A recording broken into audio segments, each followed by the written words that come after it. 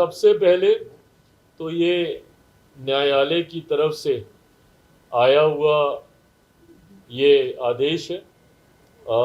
मैं कोई भी बात ऐसी नहीं कहूँगा जो कि कंटेम्प्ट ऑफ कोर्ट हो, बट हाँ इस बात पर हम लोगों की आपत्ति ज़रूर है और लोक जनशक्ति पार्टी रामविलास की तरफ से हम लोग सुप्रीम कोर्ट में हम लोग एक पुनः विचार याचिका भी हम लोग दाखिल करने जा रहे हैं। जिस तरीके से रिजर्वेशन विद इन रिजर्वेशन के प्रावधानों को सुप्रीम कोर्ट के द्वारा दिए जाने की संभावनाएं खोली गई हैं।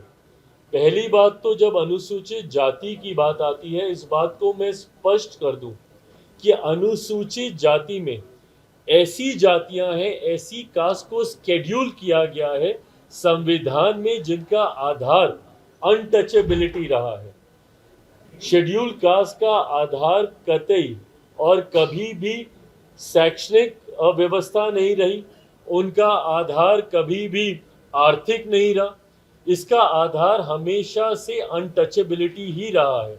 इसमें हमारे संविधान में ऐसी जातियों को शेड्यूल कास्ट के तहत शेड्यूल किया गया है जो कहीं ना कहीं कभी ना कभी छुआछूत का शिकार रही है।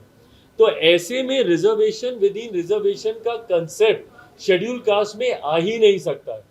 क्रीमी लेयर का प्रावधान शेड्यूल कास्ट में कभी आ ही नहीं सकता है क्योंकि इसका आधार ही अनटचेबिलिटी रहा है। सुप्रीम कोर्ट के ऑब्जर्वेशंस को मैंने पढ़ा है और उसमें कहीं पर भी अनटचेबिलिटी का जिक्र नहीं किया गया है।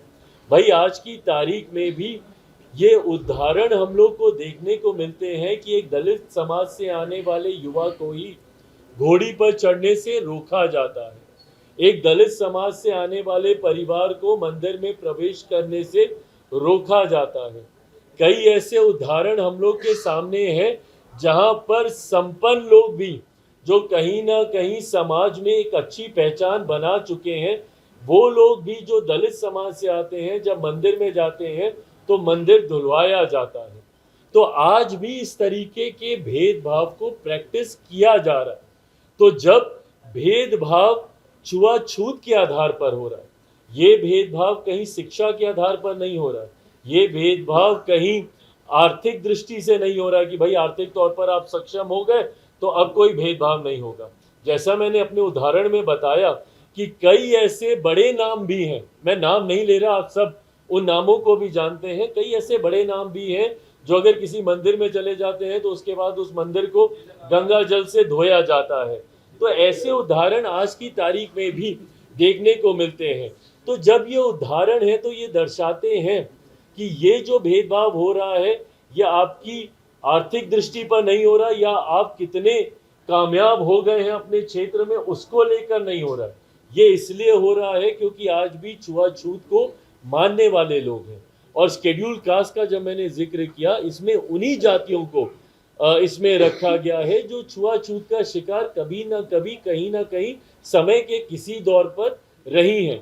तो जब आधार आपका छुआछूत है तो ऐसे में क्रीमी लेयर का प्रावधान या रिजर्वेशन विद इन रिजर्वेशन का प्रावधान हो ही नहीं सकता है। इसीलिए मैं और मेरी पार्टी लोक जनशक्ति पार्टी इससे असहमति रखती है और इसीलिए हम लोगों ने पुनर्विचार याचिका सुप्रीम कोर्ट में हम लोग आने वाले दिनों में हम लोग दाखिल करने जा रहे हैं।